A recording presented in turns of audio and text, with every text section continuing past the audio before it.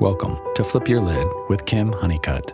Kim is a psychotherapist and executive director of ICU Talks, a mental health speaking ministry. This is a podcast about how to flip your lid and learning how to reconnect to who you really are. Hey, Flip Your Lid audience, thank you so much for being a part of another episode with us. I have Stuart Watson with me. Now, he's local. He and I live near each other, but I feel like he's like a Hollywood guy. Like, this is somebody who has been in TV. He's an investigative reporter. He's gotten 3 Peabody Awards that I know of. He's been a part of documentaries on HBO. But the most impressive thing is that he wrote a book and has a podcast about being a man who's willing to learn how to listen to women. So can we have a round of applause for just that idea of a man listening to a woman? That is a novel idea. That is brilliant, Stuart. That's how low the bar is. That's how low. That's it. We're excited. I just have to shut up. That's all I have to do. Which is too much to ask. It is. It's ridiculous. Who are we? So anyway, y'all just heard his voice. So Stuart, thank you for taking time out of your busy schedule to do this with me. Are you kidding? I can't even let you get through the introduction without interrupting you. Well, I think there's an attention-seeking behavior on both participants' parts right now. I do think we're going to fight for the spotlight through this whole thing. Oh, it's all you. Okay, I like that. You. Keep saying that. Keep saying that. It's all you. Yes, You're thank you. The woman. That's right. Thank you. Thank you. You're a good man. Okay, so we know that you have had a very impressive career, and I know a little bit about you, but the audience might want a little bit more of the personal history. So can you just tell us, Stuart, what flipped your lid and what measures have you had to take to reconnect to who you really are? Now, you and I have been through this sort of pre-interview discussion about what that meant, because I didn't know your terminology.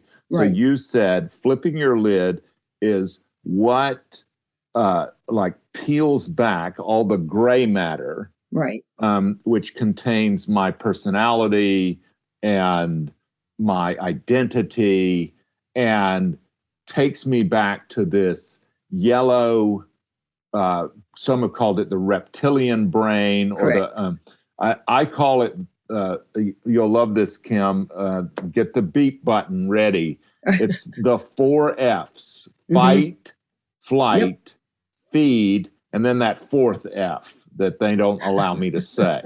So your F's are a little different than mine.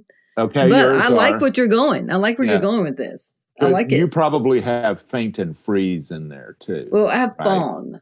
So fawn is the most recently added trauma response. What fawning means is I do something for you to avoid conflict, to please you so that I can feel safe. That's a little advanced for my reptilian. Well, let's just act like I didn't say it. Let's not even.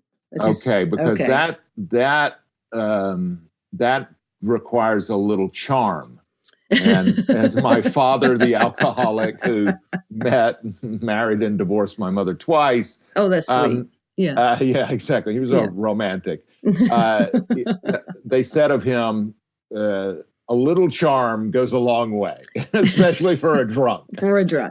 But I would argue that fawning, or that, my people-pleasing, or trying to cultivate you, or trying to keep the bullies in the hallway from stomping me into the ground by telling them a joke, that comes from the gray, that's still part of who I am.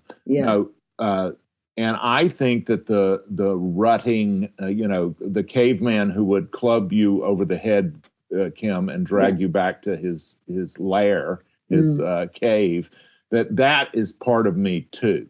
Gotcha. But I get what you're saying. I like where you're going, and I think there's so much science in what you're saying. That this is not woo-woo. How did you feel about your mother? Let's hold crystals and exactly. This is hard wiring. You're getting down to hard wiring. Right. Okay. Super simple. I was disconnected from who I was made to be, God intended me to be, whatever your philosophy is, because I was separated from, taken away from my mother, the woman who gave birth to me, on day one, like within minutes of me coming out the chute into this particular incarnation. Ta-da! Yeah. The first thing that happened to me was not, I got all the slime wiped off of me and the blood, and they didn't smack me on the butt or suction, the mucus out of my nose, and I didn't take that first breath and then scream. What happened was they did all that and then handed me to a nurse. Yeah.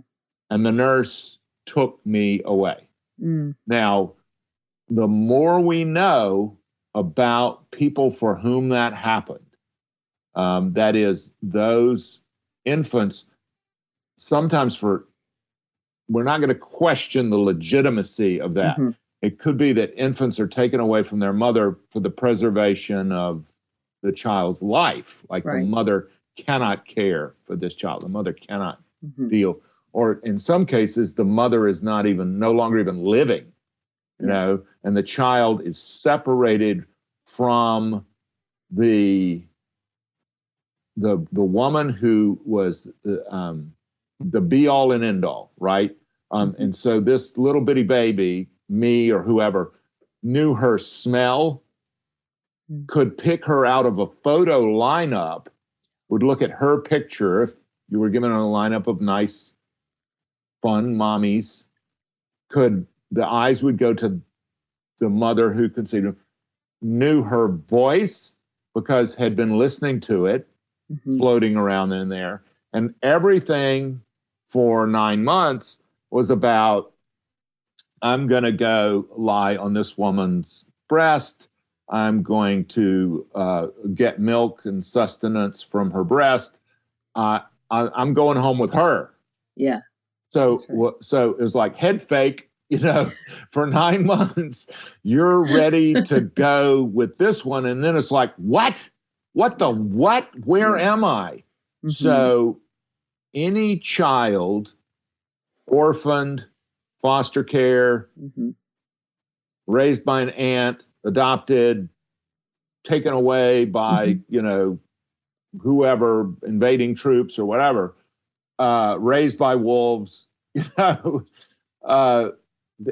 that child begins this incarnation with trauma. That's right. If you want to know what event flipped my lid, it is the same event that flipped the lids of millions of Americans, millions. Yeah. And that is that I was separated from my biological mother on day one. And the implications of that is that I began this life with the single most profound trauma that you can imagine, more profound than witnessing violence, more profound than experiencing violence. And that is because it is wired into the brain on day one. That experience of falling through space or disconnection or who am I or where do I belong or why didn't I, there is zero memory of that. Yeah. Except for the memory that is hardwired and encoded into the limbic system. That's right. And that's what, there's a book, it's a bestseller, it's a New York Times bestseller, it's called The Body Keeps the Score. That's right. Bessel van der Kolk. Yeah.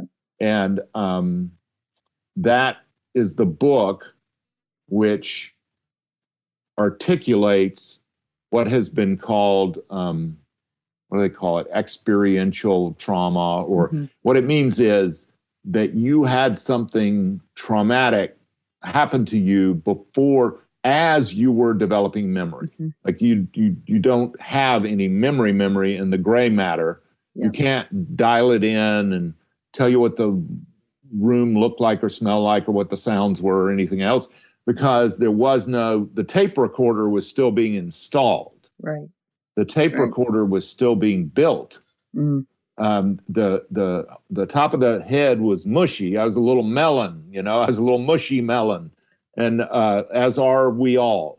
Right. And so that the skull had not closed. It's soft on the top. They call it a fontanelle, I believe. You have kids? Not that I know of, but I drink a lot. So, but we don't know. You've seen little babies. You've seen little babies where you smell their little melon heads. The pheromones that just fly through you, smell those little babies. And they're soft on the top. Yes, that's what I'm talking about. They're soft on the top. Yeah. Yeah. Well, and I love the way you're describing this. It's so descriptive. And I know so many of us can relate to that because we know now scientifically that what happens in the womb matters.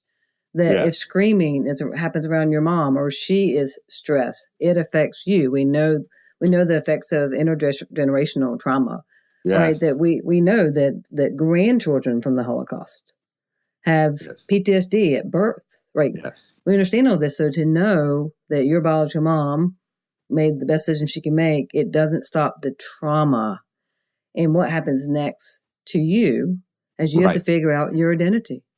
Right.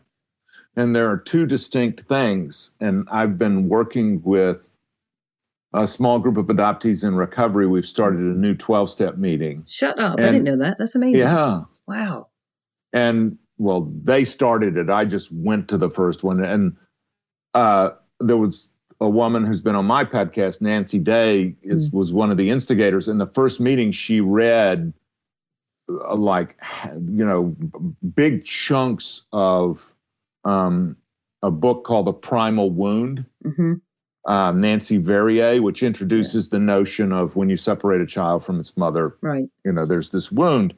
And some people don't want to believe it. Then along comes Bessel van der Kolk, okay, do you believe him? He's got all the letters. And he's a white male. So he's a white male, and he's a man. He's a man, so people listened. Let's just talk about that for a second. Yeah, yes. Exactly. Yeah. But Nancy Verrier was, right on point. And listening to that book was just hugely triggering for like a couple of us. Yeah. Because it was like, okay, first, there's what happened in the womb. Yeah.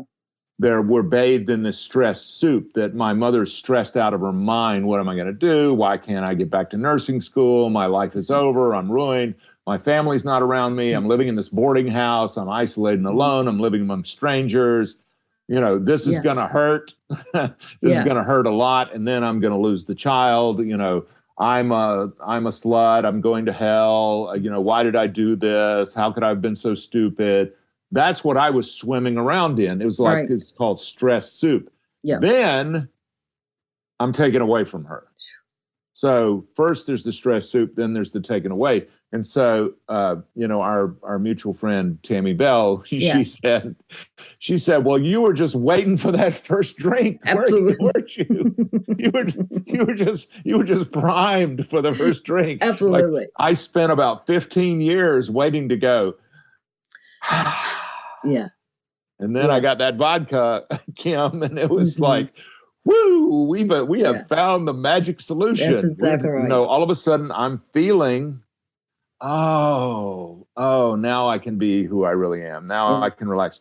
Now my shoulders don't have to be up around the top of my ears. Right, I don't have to look like Herman Munster. I can, my shoulders can just relax. My diaphragm can fill. I can take deep breaths. I can, I can do it all. Now I can fly. I can talk to the girls. I can do everything. Absolutely. So does that get there? Does that, and more that gets there. And there's so much meat to that. And I appreciate your vulnerability in that because, so I know that you're adopted and grew up in an alcoholic home in your adopted home. No, my adopted home was not alcoholic. Okay. My biological father is the one who drank himself to death. Now, my mom was the adult child of alcoholic, and I never knew it. Okay. So if you want to talk about intergenerational, right? Like I saw all the behaviors, hyper sensitive about what will other people say? What do they think? We have to keep the family secrets. We have to look good. Don't make us look bad. What will people say and all that? And my sister are like, we don't care. We don't care what people say. Why do you care? Right. And the reason she cared was because she was the little girl, the keeper of secrets when her father was the town drunk. Yeah. So that's the way in the family of origin that I was raised in. But they were very loving people and very rarely drank. No. My DNA alcoholism comes from my biological father. Gotcha. And he and my mother had 3 kids, myself, my sister, and my brother. All 3 of us alcoholics. My sister dead at 57, Wow. my father dead at 46, my brother not in good health and is right there at 58, Wow. and not in good health at all, like in the ICU earlier this year. I mean, the consequences of trying to hit it hard, later on. And I'm the one of the 4 who found long-term recovery. And I think that's kind of a wild card. It is. How? Tell me a little bit about your final drink, your hitting bottom. Recovery is a miracle. It's just I'm amazed that any of us make it. Yeah, it's highly improbable that life occur in the universe. Ask any scientist. It's just like extremes. Like, how did green trees? I'm looking out my window at green trees. How did that? Like, look at most of the universe. Like the farthest reaches of the universe is like, we don't see any more trees. We've been looking for a long time, Yeah. So water, sunlight, an atmosphere, proteins, all that, very unusual. And then let alone that you and I be here. Yeah. That's high. It's another exponentially level of improbability. And then that we go through the trauma that we go through, and that we not, eat a gun or not, drink enough handles of vodka to where I'm gone by now. As my father, sister, as all that pattern extremely, and I am in the realm of grace. I take no credit whatsoever. And people say, oh, come on, you did something. Oh, come on, you can, take one victory lap. You can take some high fives.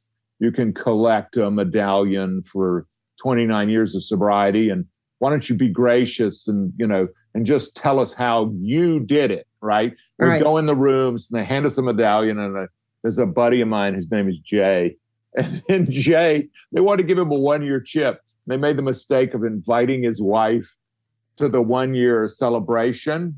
They said, we're going to have a birthday cake, and we're going to, hand him a chip and all this. And don't you want to come? And she said, let me get this straight. Jay put us through hell for years, and you want to give him a cookie. Yeah. And she was not up for that. Absolutely she was not down. Yeah. She was not down for the. They're like, oh, so you won't be applauding. And it's like the people that we put through sheer hell have less, sort of empathy for that. But I think it came through grace. I think it came through wild love that I do not understand. Yeah. And that to this day, I tear up thinking about how, because all I can think about is how undeserving I am of that. Like, I didn't do anything. I can tell you the circumstances. I mean, I can tell you the stories, but I don't know why I have a buddy who died in December, Craig Fields. And I found out this week that the reason was a fentanyl overdose. Yeah. And I had been telling myself this happy story that, his body just finally got tired of all the relapses and all this. And I adored him. He was like a big puppy, and I was pulling for him big time. And there's no construct, there's no universe, Kim, in which I'm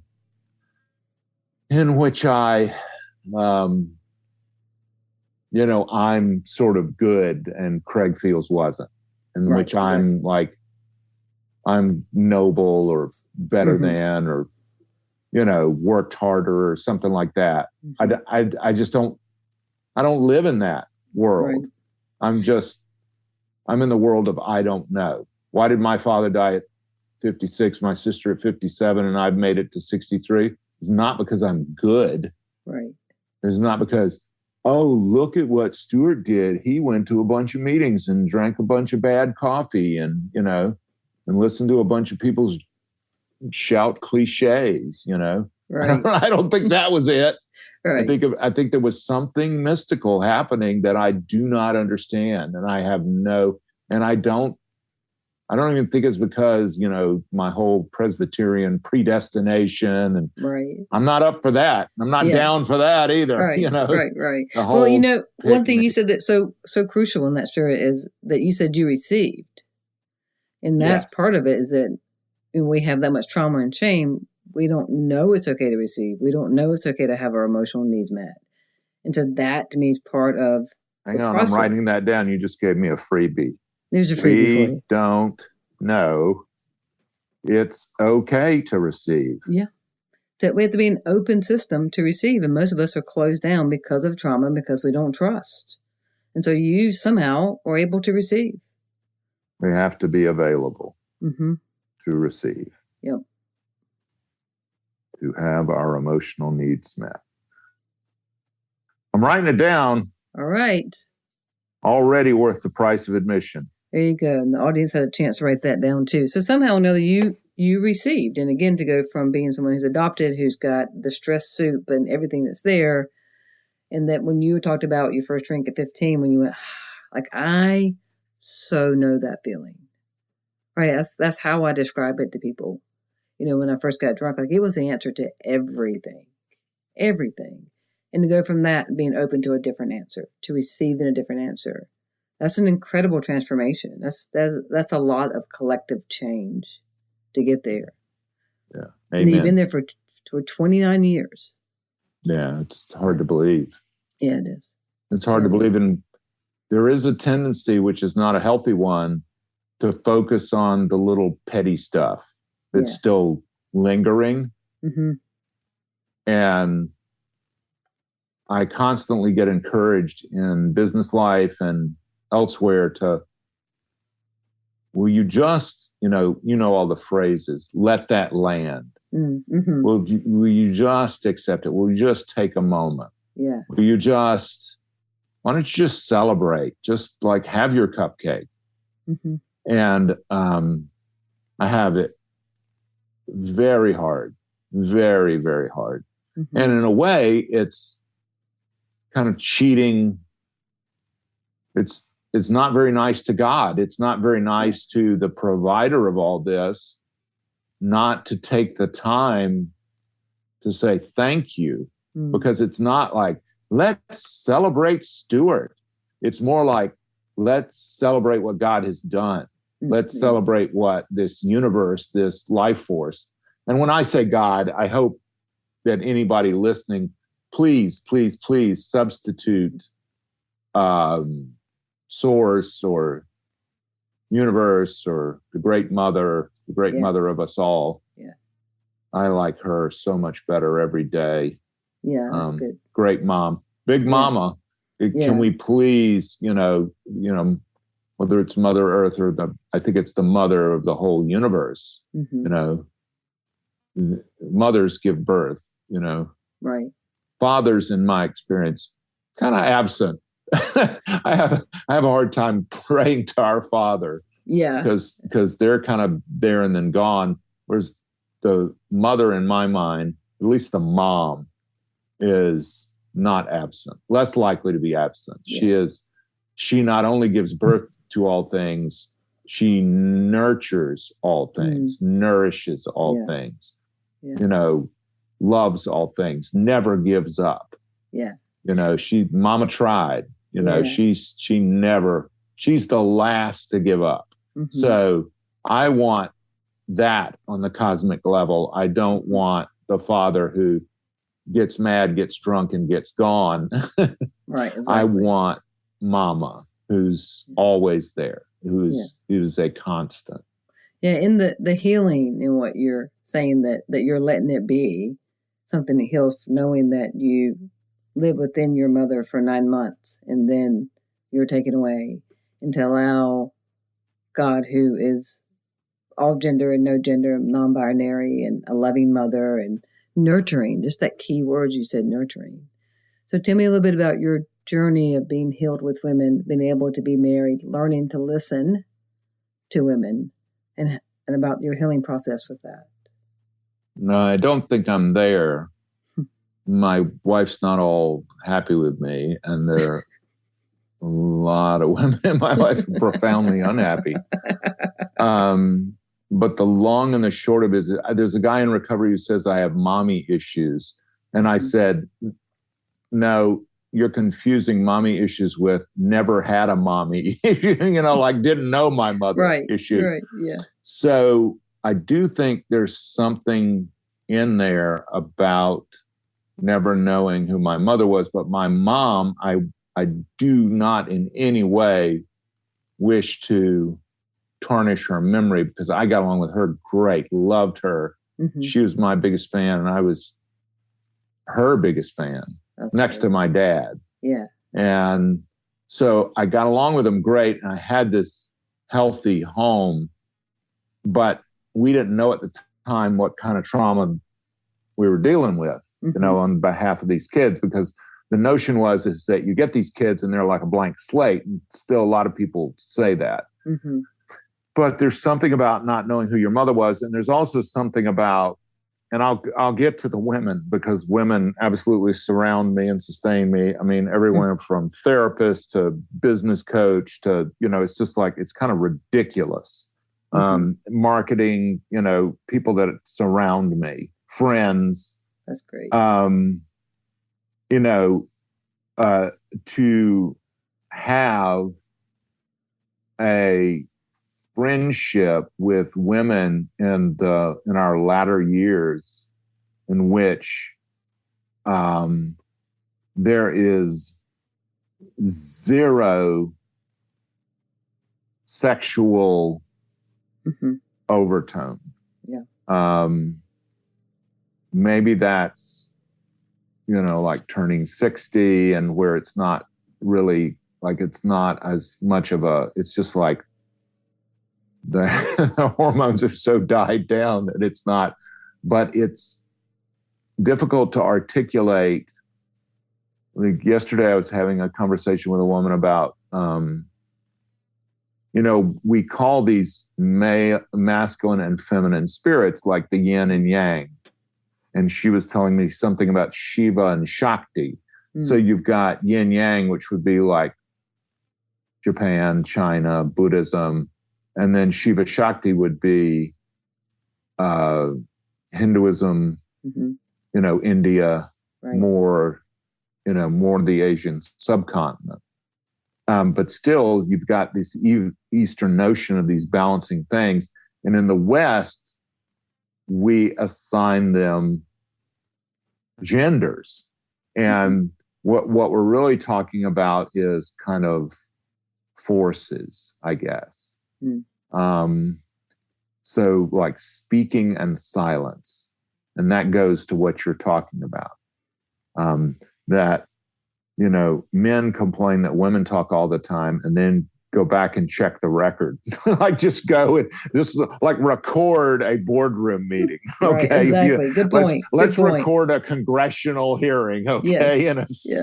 And accept the genders people assign themselves in mm-hmm. those boardrooms or in those.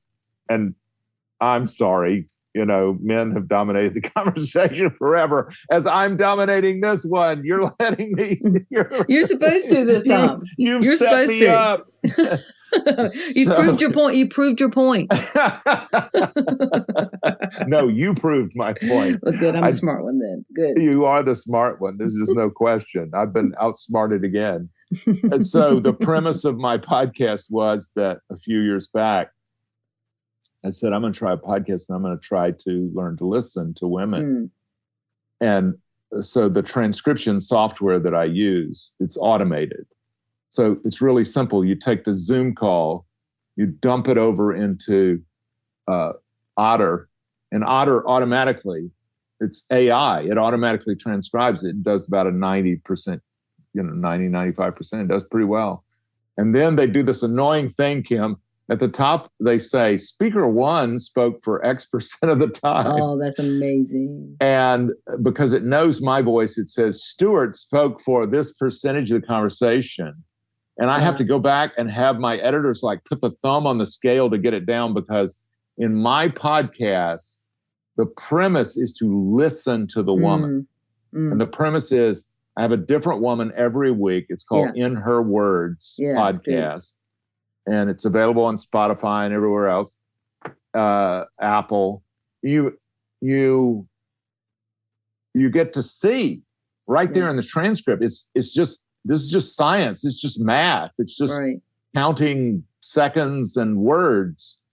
And I can see the conversation. So earlier this week, I want to do business with this woman, brilliant, who's a marketing specialist, right? For this, I'm trying to work on a company that actually makes money. So I talked to this woman, and for our first conversation on Zoom, and we talked for an hour. And at the end of it, it says, Stuart talked for 53% of the time. And I'm like, that's a problem. Like, if you're going to be my consultant, right. What the hell am I doing talking for? And she said, relax. It was our first meeting. And so then we met in person. Thank God we didn't record it, because I probably talked for about 70% of the time. So it's a real thing. Mansplaining, men dominating conversation, men redirecting the conversation to themselves. Yes. And the thing is, the great irony is, and someday I'll write a book and make $1 million saying this.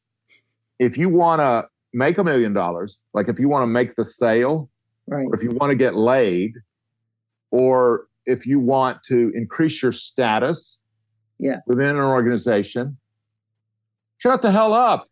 Yeah. Make it about Kim. Right. Say that again. Make it about who? Kim. That's right. Everyone get Kim. that. Everybody get that. This is about me. It is all about Kim. So glad we cleared this up. I'm glad we cleared this up. You get me, Stuart. This is wonderful. It is all Kim all the time. Amen. Amen to this. And a woman to this.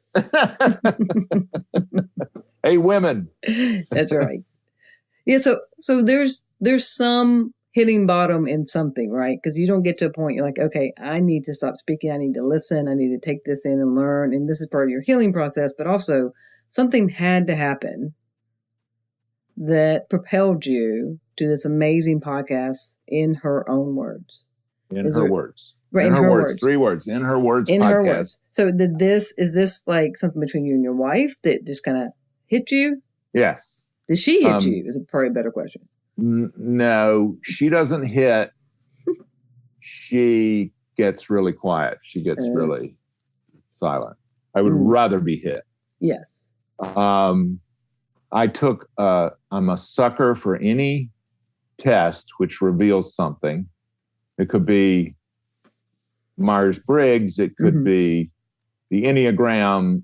I love the Enneagram. Yeah. I love to learn about myself. Yes. Yes. Strengths, weaknesses, Gallup Strength Finders, all of it. Yeah. I'm down for all of it. I've done it all. Yeah. The back pages of Cosmo, I would do those tests. No matter what, I just flip straight to those.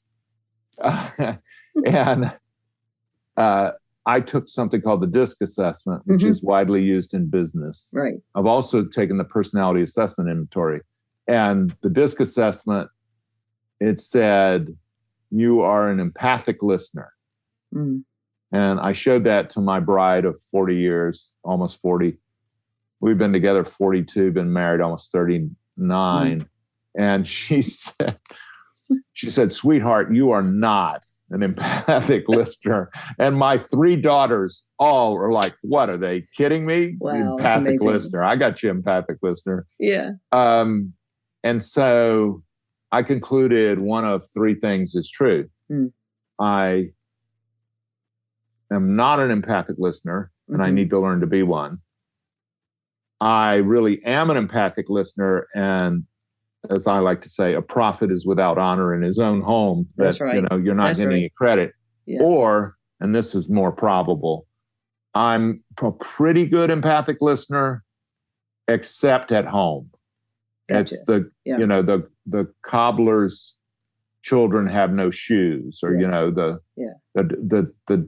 last people to get good medical care are the doctor's kids. That's right. They can wander around with a broken arm or whatever, and the doctor never even notices because he's used it all out there at the office. Right. And I think that's probably true, is that I spend my days interviewing people, and now interviewing more women, and I don't have anything left. I'm not applying the same skills when I'm talking to the single most important person ever in my whole life, including my mom, including my mother. And that is, and the woman the human who will be with me more hours than anyone else in this life. Yeah. And who, I just, by definition, she is the most important person. And yet I'm treating her in terms of respect and airtime, actually listening skills, I'm treating her the worst. Well, what's up with that? Yeah, well, I'll give you another layer of that, and I'm glad you came to that conclusion because it's very insightful.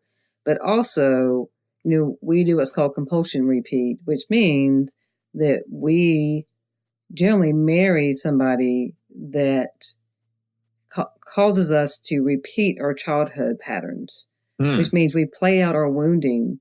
And so I can spend 9 to 10 hours a day being a therapist and listening and mentalizing with my patients.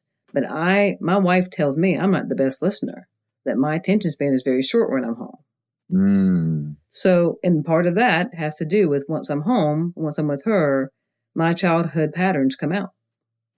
My wounding comes out. And I'm going to have to mull on that, because you've officially entered. You've given me a topic for my therapist next week. Excellent. Because I'm always learning, which is to say, I'm always hitting my head on something. Yeah, which is good. And as they say, pain's the cutting tool, or pain is the price of admission, or the full Reinhold Niebuhr Serenity Prayer, which nobody knows after. Right. It's a great prayer. And as the wisdom to know the difference, everybody stops. Right there. And the rest of it is living one day at a time, something one moment at a time, enjoying one moment at a time. Like each moment is delicious. Enjoy that moment. Right. Don't let the past or future relish that moment. Enjoying one moment at a time.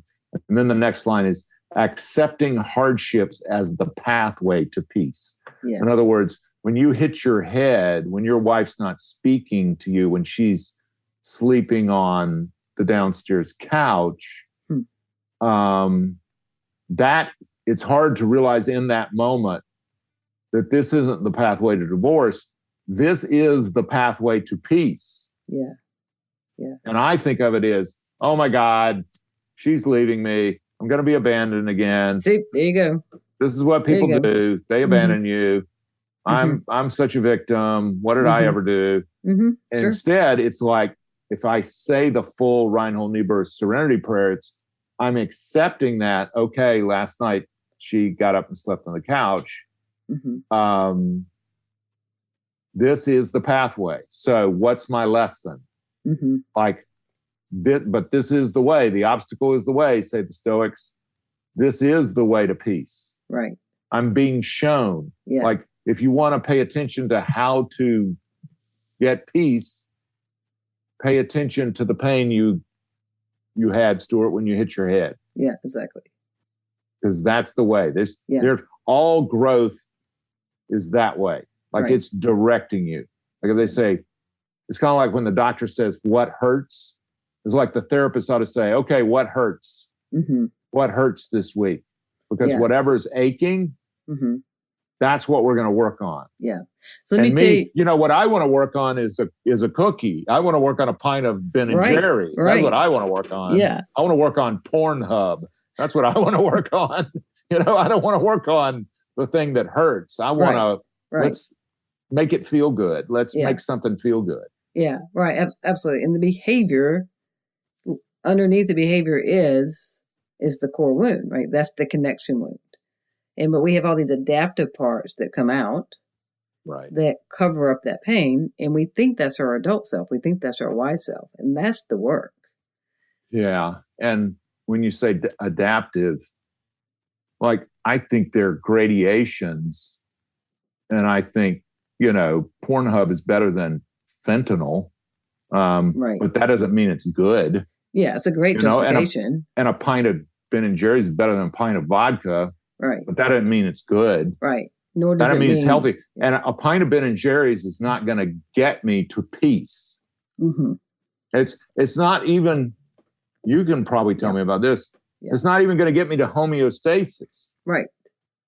That's correct. Because it's just a distraction. This is like, I need to go to the IRS, and instead I went to Disney World. Yeah. That's what it is. There's nothing in the world wrong with Disney World. There's just, IRS is still going to be there. Yeah, exactly. After Disney World, it's just going to be worse. Yeah, absolutely. Yeah, no, it's fascinating. And I love how introspective you are. I do want to ask you, like, how'd you get involved with TV? What was just give me like a synopsis of that. Like, what was your path? Because it's not the most common path. It's really, you've done great work. And so how'd you get there? I was waiting tables at Dalt's, where parenthetically, it's a diner, used to be affiliated with TGI Fridays in Nashville, Tennessee. And the people from Channel 4, from WSMV, used to come down the hill and have lunch. And I said, can an English major get an internship there? And they said, you can work as much as you want for free. Yeah. And I said, oh, boy. And so I went up there, and the rest is history. If I'd have lived down the street from the Nashville Tennessean, I'd probably be a print reporter. Right. But something about TV, it was a lot more exciting. There were lights and camera and beautiful people, and you were always like screaming up on the scene of one thing or another. And it was kind of like showbiz on the cheap, Right. I could have been an actor, but I wound up here. Right. So that was it. That's hooked. Amazing. I'm glad you said that. You've done it's 1,000% ego too.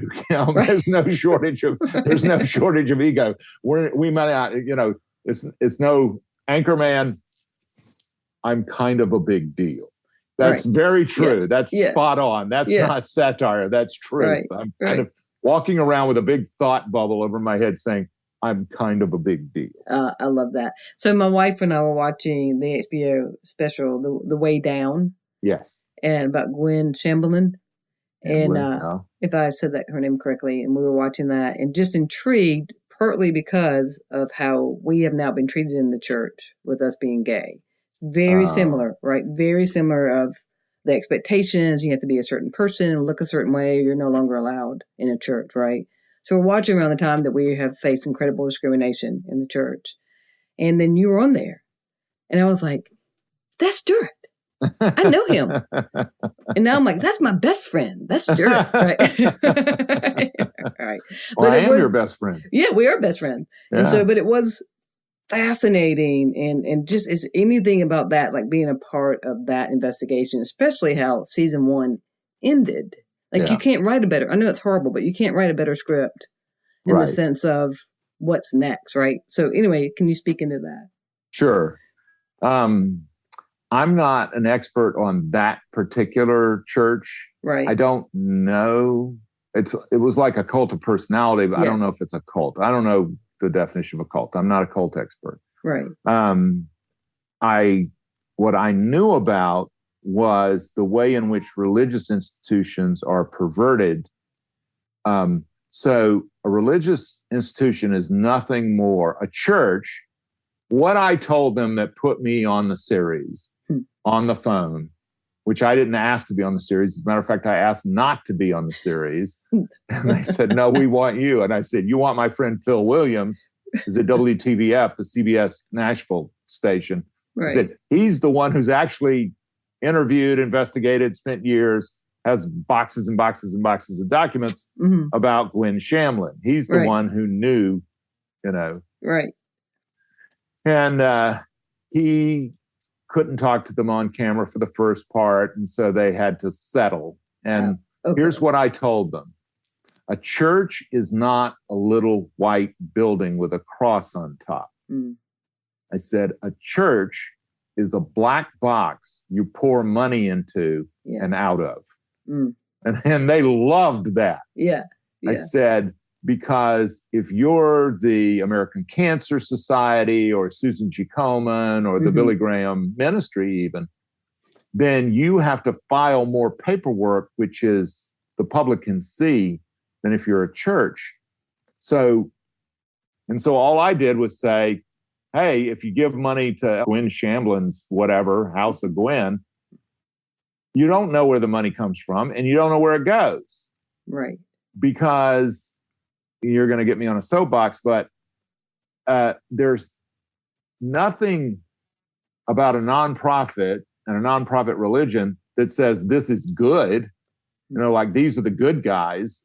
And there's nothing inherently evil about a for-profit, like a mom and pop business that puts food on the table. Right. It's not like one's evil and one's good. It's just one of them, you can hide money a lot better.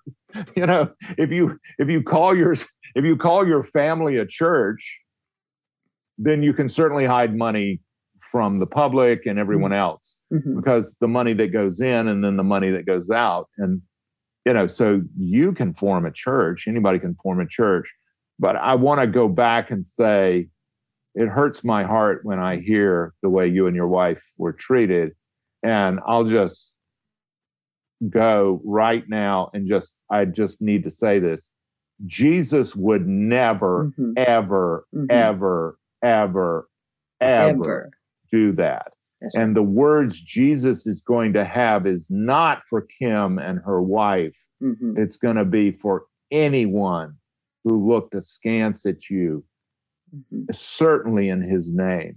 Complete antipathy. I like to think how he would assemble disciples today in his little recruiting mission. Right. And I just see sort of the United Colors of Benetton. I see drag queens and trans, and I just see this incredibly, let's face it, colorful, rainbow of people around him. Yeah, absolutely. Or her. Yeah. See Jesus come back as a her. That'll be a real game changer. When they realize Jesus was a woman and has been co-opted by the patriarchy. Write the novel, Kim. Write it. There you go. Listen, Jesus I've already written fiction. I've already written one book. We're going to talk about that on your podcast when I get to be on your podcast. Yes, we are. Right? Okay, got to get you on the schedule. Got to get on that schedule. But I appreciate the fact that you're so loving and open, and we're an amazing church now. I'm part of the teaching team at a church called Watershed. Like it all still worked out. Yeah, it all still worked out because we refused to be victims. Right? We refused to believe what's being said to us. And so I think that's all part of, even going back to your trauma of your true abandonment as a child. We have to figure out what we want to believe about ourselves.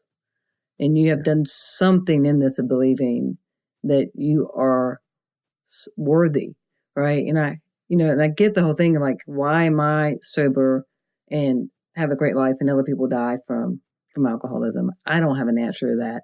I just know that you and I have the same mind frame around, because we're here, that we're here to take care of ourselves and from that place take care of other people.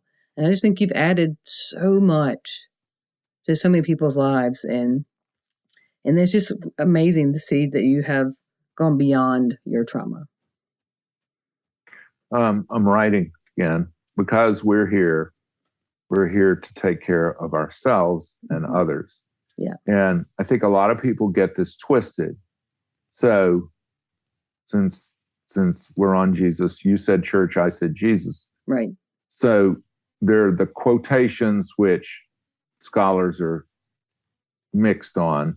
And then there are the quotations which they're like, yeah, we think that's pretty accurate. Right. And one to me, the core one is love one another as I've loved you. Mm-hmm. In other words, I've modeled how to love and be loved. Right. Like I've shown you by example. It's not because I preached a bunch of sermons and gave you some memes to go with, for your TikTok. gave you some fun memes for your TikTok. Right. It's because I modeled it. I lived with you guys. You guys know me. And so you've seen it and you've felt the love that we shared. Yeah. As sisters and brothers. And so go out and spread that. And so the love your neighbor as yourself, the so-called golden rule. So my neighbor, when I lived over near Raleigh, used to take his dog to poop on my lawn.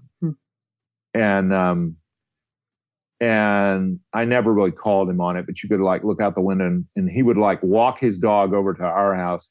Well, in my case, I will pick up the poop off my neighbor's lawn, but not off my own lawn.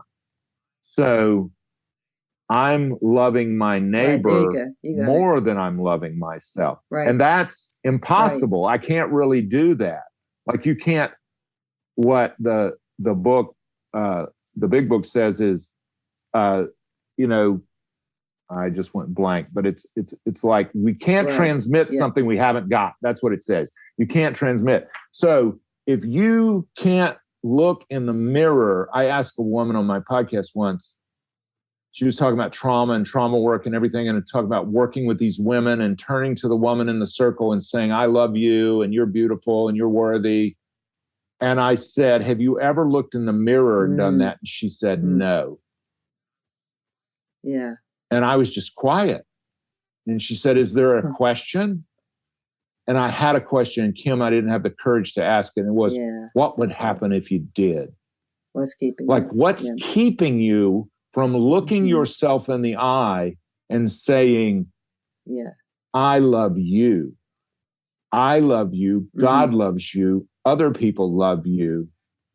So you let that land person in the mirror. And so often we have this jacked up notion that's really toxic. And I think it's masculine toxic, I'm sorry to say. And that is people who put a little sticker on their mirror that says you're looking at the problem. Yeah. Just breaks my heart. Because if what that's telling me in early recovery is you're not worth saving. You might as well drink. And what I want to say is you're looking at God. Yeah. That's what you're looking at. Look into that eye. Look deeply into that eye. Yeah. So namaste. The light in me sees the light in you. Well, do you see the light in you? Can you look in the mirror and not say, God, I'm fat? Can you look in the mirror, look in the eye and say, I see divinity within me? And I still have a hard time, Kim. I have a very hard time because I say, God, I'm fat. Instead of saying, God's in there, the same as it's in Kim, the same as it's in the small Chinese girl who's asleep right now. The same as it is in the small, and same as it is in the big African man who is asleep right now. God is in each and every one, and it does not diminish God to be in each and every one. It amplifies. It makes it so much the bigger miracle because I'm part of something really big.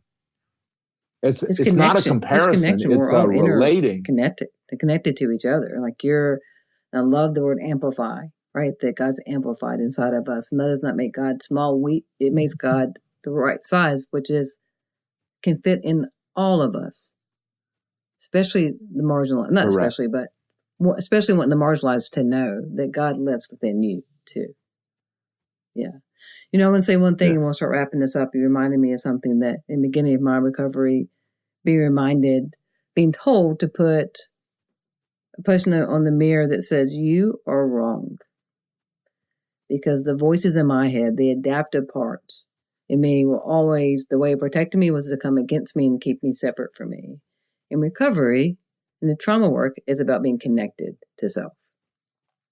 And to never think I'm the problem. It's the idea of knowing that I'm wrong about how I feel about myself. And to really to learn how God within me means that I'm more than okay with who I am. And I think people interacting with you and spending time with you, Stuart, that they get to feel that they are more than okay. And I appreciate that. Yeah. I hope so. I hope so. I hope they know that. I don't think I'm bad and wrong, and I push back against all that. I think that I have factually inaccurate. I have a distorted view of myself. I don't think it's because I'm bad and wrong. I have this inaccurate. I have the inability to see things clearly. That's been distorted by the reaction to trauma. Yeah, not the trauma itself, but the reaction to it. Carryover effect. Yeah. And the story that I told. Because the story I told was, if my mother loved me so much, why would she give me away? Like, how could I have been such a precious thing if she would give me away? And instead, the story is, how did God love me so much to be able to shepherd me through? Yeah, it's good. And nourish me. It's about us going from our old story to our new story. And at times the old story comes back in, but the new story is so there for you. Yeah, which is, it's so perfect. All right, I'm going to put you in the hot seat. Thank you for everything you share. I'm going to put you in the hot seat. Okay. I'm a therapist. That's what we do to people. I'm going to ask you a few simple questions. Yes, I just did it. Really? Is that what you do? See how I flow? Okay. All right, you're in the hot seat. Whatever comes to mind first is your answer. All right, ready? Okay. What surprises people the most about you?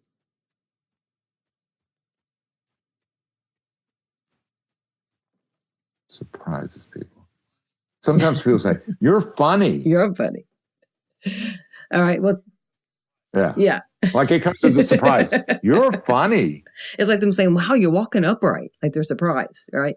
Yeah. That's great. You're funny. All right, so what surprises you the most about you? I'm funny. No. That you're walking upright. Well, yeah. When I just, to this day, I think you see a very different person than I see. Because people say, you're amazing or whatever. And I'm like, no, I don't think so. Yeah, I get it. But anyway, I have a hard time. I mean, that's honestly, I'll jump back in for a second. That's part of us getting through trauma is trying to get congruent. Right? Yeah. Yeah. Oh, love that. I'm going to charge you. If I say one more smart thing, I'm charging you. This is as far as it goes. I was trying to get congruent. That's next week's episode, everybody. Next week's. All right. Hey, what's your favorite binge-worthy show? Lately, my wife and I watched The Outlaws on Amazon Prime, and we watched it all the way through, and it is a ton of fun. It is awesome. A ton of fun. Outlaws. All right. All right. Last question. When you hear, from now on, flip your lid, what are you going to think about?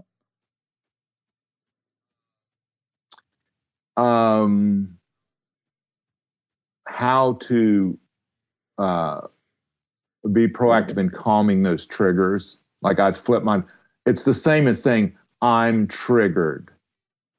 That I have to have a cup of tea or go out and breathe deeply, do a little, that I have to be aware of the moment and like stop living in the that's right. My brain screaming all the time. That's really good. Get quiet. Sarah, thank you. Thank you for what you brought to the table today. Oh my God, this has been so much fun. This has been This has been therapy. 2 This hours has been of therapy. fun. So thank you. And y'all check the notes today to see how you can connect to him on social media and other ways, and check out his book. We'll have the title of his book in our show notes as well. So thank you all for listening today. And I have no doubt, listening to Stuart today, you've heard something to help you reconnect to who you really are. We'll see you next time. Thank you for listening to Flip Your Lid with Kim Honeycutt. Please subscribe, rate, and share. You can find Kim on Facebook or Instagram at kbhoneycutt. To get an autographed copy of Kim's book, visit butyourmotherlovesyou.com. Remember, no matter what, treat yourself well today.